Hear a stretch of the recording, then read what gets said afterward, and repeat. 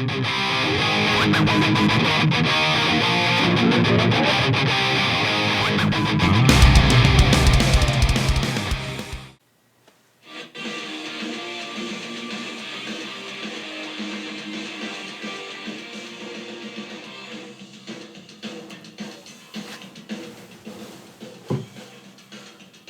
up, everybody? Welcome to the Stat Card, Wrestlemania Night 2.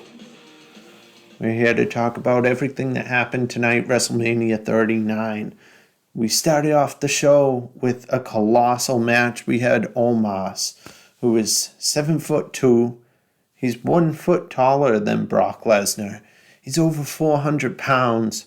And leading into this match, nobody knew what to expect, really, because Brock Lesnar has been one of the biggest superstars in WWE over at least the past 10 years since he's made his return. And people were very confused about this, saying, why is he being paired with Omos? I mean, maybe you want to push Omos, but Omos has not done anything notable to be in the same ring with Lesnar. That's how a lot of people feel. And I think this match it's an attraction. I give it a C as far as storyline goes, because people coming into this didn't know what to expect. And honestly, that is one of the best things of wrestling. It's Brock Lesnar. He's always going to be an attraction. He's always going to be exciting to watch. And the match was, I would say, a C. Also, the build-up was a C. The match was a C. I know maybe I'm being a little generous because not much happened, but we did get to see Lesnar suplex Omos a few times. He even picked him up for an F5. Now, to me, I wasn't that impressed, because if you look at what Lesnar has done in the past, 500-pound Big Show. Big Show was also 7 feet tall, so almost as tall as Omos. And Lesnar has put on much better matches with big men the size of Omos. So to me, I wasn't really impressed. I give it a C, possibly even a D. That match kicked off the night. Lesnar ended up getting the victory. We move on to the women's WrestleMania Showcase match. Now, this match here was a tag match between the 4 teams. And, again, just like yesterday's Showcase match, there's a lot of talent in this match. If you look at each one of these superstars individually, they could do amazing things. However, there is no purpose behind this match. I don't understand it. I think they should have at least thrown the tag titles into this mix somehow, and I didn't think that Becky match with Lita and Trish versus Damage Control, I don't think they needed the titles in that feud at all. So I think that would have maybe elevated this feud a little bit, or I don't even know if it's a feud, but anyway, it would have elevated the match a bit. Ronda Rousey, Baszler picked up the victory. I give the match a C. I give the build-up a D. Next match, we have the men for the Intercontinental title.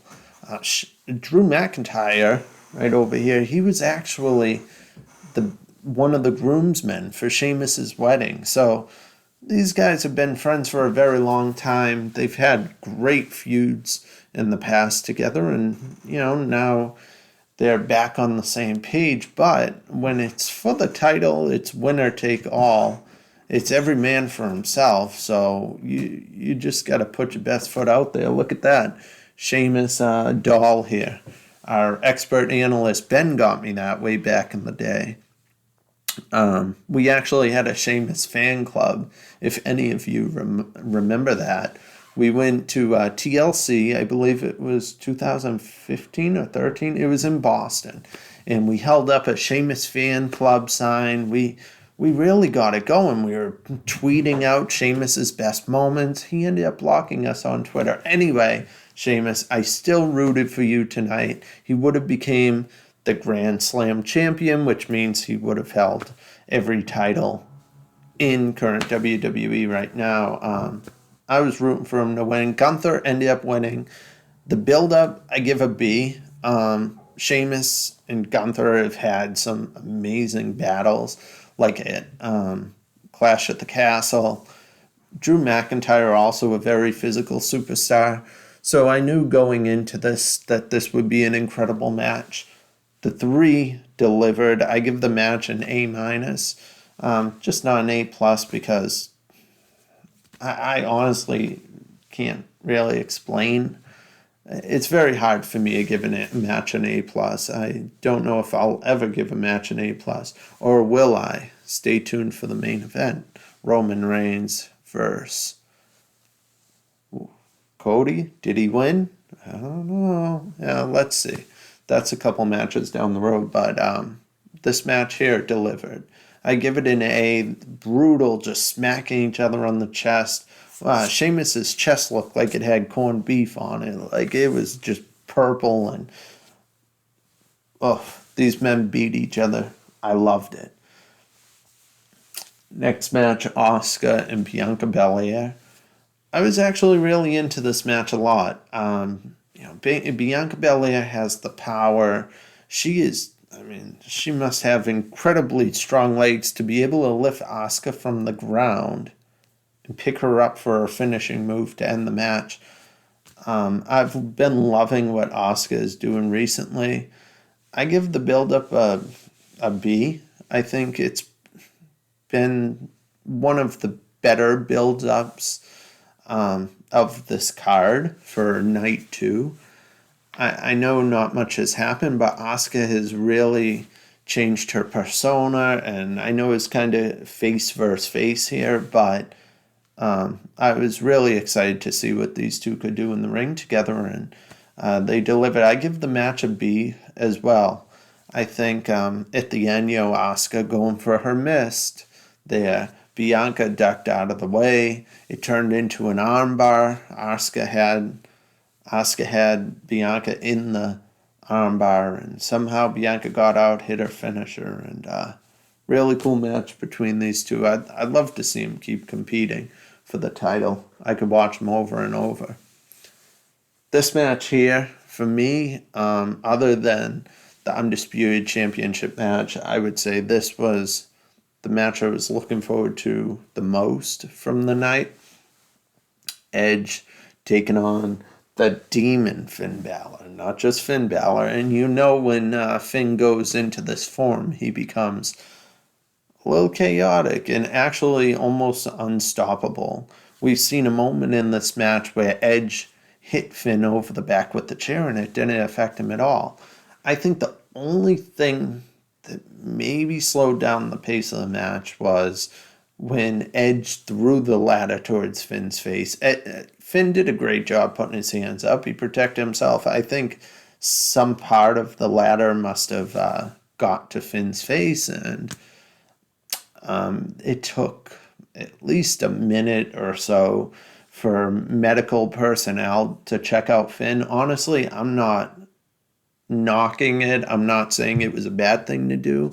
Think about it. If you slipped and fell at work and your company didn't put out an injury form, come on. There's just certain precautions that businesses need to take. I wasn't mad. I know a lot of people were booing, but you do what you need to do. Back in the day, yeah, sure. Back in the day, we allowed blood. I don't think the blood is the reason why they put the match on pause for a few minutes. I think the reason they put the match on pause was because something happened that wasn't supposed to happen. And a ladder to the face, no matter if it's a lightweight ladder or not, it could cause serious injury, and it could make the match unsafe for both workers, especially using that amount of weapons and that amount of creativity that these men were both doing. Look at Goldberg. He ran into a ring post in Saudi Arabia and almost dropped The Undertaker on his head. So, good call by the company. I think they did the right thing here. I wish there was a little bit better improv there. Maybe, rather than Edge walking around trying to pick out weapons, he could have been setting something up. Like, you know, I know Edge was kind of like, okay, what do I do? So he was trying to figure it out too. But really cool match, really cool entrances. I give the build up a B. I know they've been building this for a while. The Judgment Day, Edge started the Judgment Day, and Edge was going to kill his creation, kind of like back in the day when Vince McMahon came with the NWO and wanted to kill the WWE. Edge wanted to kill his creation because they kicked him out of his own group. And so this match happened. They've been battling. I know Finn Balor, not the demon Finn Balor, his other ego personality took on Edge at Extreme Rules. And then they also hit Beth Phoenix with a chair. I believe it was a concerto from the Judgment Day. So this match was very personal. However, it's gone on so long that there's been ups, there's been quiet moments, and then it goes back up again. So just because of how long it's been going on, I give it a B. I think if it was quicker and every week we were seeing something that we had to look forward to, I would give it an A. But just some weeks we don't really even hear anything about this. So B for that, and B for the match. I think, comparison to Hell in a Cell matches in the past, we've seen them fight outside the cell. We've seen them on top of the cell. We've seen them fall off the cell, fall through the cell. In this match, they stayed within the cell. I was thinking maybe a little bit of interference from Judgment Day. Maybe if they used that injury to Finn Balor, what if they used that to open the cage door for medical personnel to get in, and then they improvised backstage in gorilla position, called Priest, Dominic, Ripley to come out.